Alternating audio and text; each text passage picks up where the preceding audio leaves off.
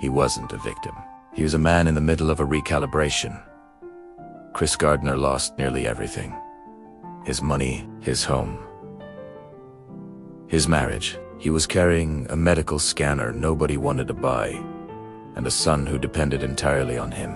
Most people would look at that moment and see the bottom of the abyss. Chris Gardner saw it differently. He saw it as the only point from which there is nowhere left to go but up. Success is not a straight line. It's a series of falls you choose not to stay down from. And what separates the people who make it from the people who don't is exactly what happens in the 30 seconds after the hit. This is not a story about luck. This is a story about personal architecture. At the Dean Witter internship, every single candidate had exactly the same hours. The same desk, the same phone, the same opportunity. But Chris discovered something the others were ignoring. Every time you hang up the phone, you lose time. And time, when you have no plan B, is the only currency you have. He stopped drinking water during calls. He was returning the handset with one hand while dialing the next number with the other. These weren't grand, heroic gestures. They were micro-decisions made by someone who understands that desperation, properly directed, becomes a competitive advantage. I call this the desperate advantage. This isn't romanticism, it's neuroscience. When the brain eliminates alternative exits, it activates a level of focus that comfort can never produce. And it wasn't just raw persistence. It was applied intelligence. The Rubik's Cube he solves in front of that executive is not a party trick. It's a live demonstration of real-time upskilling. The ability to learn fast and prove your value before the door closes. Personal growth doesn't happen in moments of inspiration. It happens when your daily habits are bigger than your excuses. Every single day. No audience. No applause.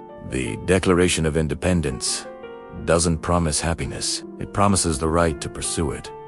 And that distinction changes everything. The film isn't called Happiness. It's called The Pursuit of Happyness. Because director Gabriel Mussino understood something that the culture of instant success has made us forget.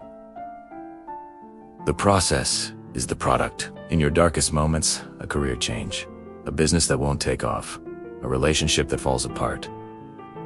The greatest victory is not the outcome. It's remaining whole while you walk through the fire. Your self-image is the most fragile and most powerful asset you own. You can lose the job, the house, the money. But if you lose the image of who you are capable of becoming, you lose the game before it even starts. Chris Gardner doesn't sleep in that subway bathroom as a victim. He sleeps there as someone who chose to protect his son and his dream at the same time. That choice, in that moment, is personal growth in its purest form. When he finally crosses that threshold, he isn't crying because of the job. He's crying because he knows he never betrayed himself.